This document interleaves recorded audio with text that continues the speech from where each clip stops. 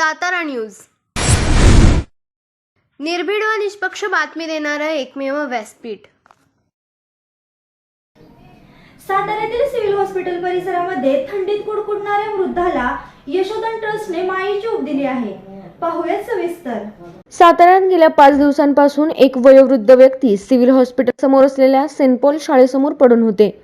त्यांना चालता देखील येत नसल्याने रस्त्यावरून येणारे जाणारे नागरिक त्यांना बिस्किटचे पुडे आणि सत्ताजवळील काही खाद्यपदार्थ खाण्यास देत होते। सध्या थंडीचे दिवस असल्याने या वृद्धाची अवस्था फार बिकट झाली होती।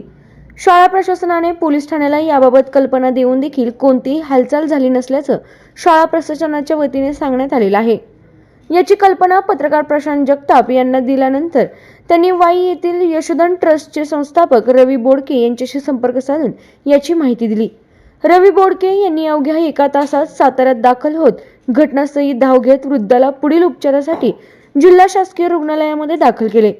जिल्ह्यात निराधार बेघर व्यक्तींना कायम मदतीचा हात देणाऱ्या यशोधन ट्रस्टचे संस्थापक रवी बोडके यांचे नागरिकांनी आभार मानले आहेत।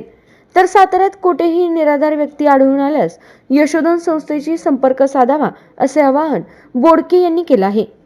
नमस्कार, मी रवी बोडके आणि आता आपण सातारा सिव्हिल परिसरामध्ये आहे आणि गेली 5 दिवसापासून इथे एक बाबा पडले होते आणि अनेक वेगवेगळे सकाळपासून फोन आले आणि खरं तर आत्ता त्यांना मदतीला आलो आहे, रेस्क्यू केला, त्यांना आत्ता घेतलं आहे सोबत। आता खरं तर कळेल त्यांना उपचाराची गरज आहे का।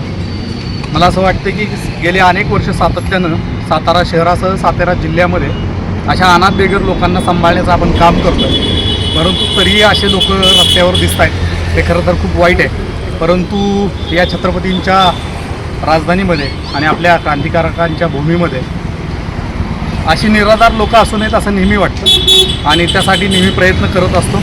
यांना आता उपचाराला दाखल करून हे बरे झाल्यानंतर त्यांना परत आपल्या यशोधन आश्रमामध्ये आपण सांभाळण्यासाठी घेऊन जाणार आहे। या व्हिडिओच्या माध्यमातून परत एकदा आवाहन करतो की जर सातारा शहर आणि परिसरामध्ये असं कुणी आढळलं किंवा दिसलं तर निश्चितपणे आमच्यापर्यंत माहिती कळवा, आपण निश्चितपणे त्यांना मदत करू। धन्यवाद।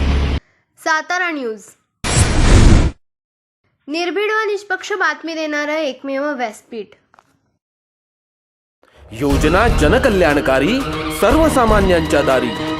शासनाचा लाभ आम्हाला जमीन दुरुस्ती बांध बंदुस्तीसाठी आम्हाला लाभ भेटलेला आहे। योजनेचा लाभ मिळाला त्यामुळे मी सरकारचे खूप खूप आभार मानतो आणि मला शासनाकडून असं घरकुल योजनाचा लाभ मिळालेला आहे म्हणून मी शासनाचे आभारी आहे। महाराष्ट्र शासनाच्या शासन आपल्या दारी या क्रांतिकारी उपक्रमाला जनतेचे भरभरून आशीर्वाद। शेतकरी, तरुण, महिला, उद्योजक, दिव्यांग, केवळ 2 महिन्यात 1.5 कोटींहून अधिक लाभार्थ्यांच्या चेहऱ्यावर फुललेलं समाधान हीच खरी शासनाच्या यशाची पोचपावती आहे। तमाम महाराष्ट्रवासियांचं प्रेम आणि विश्वास सार्थ ठरवत महाराष्ट्र शासनाचा हा विकास रथ असाच वेगाने दौडत राहील।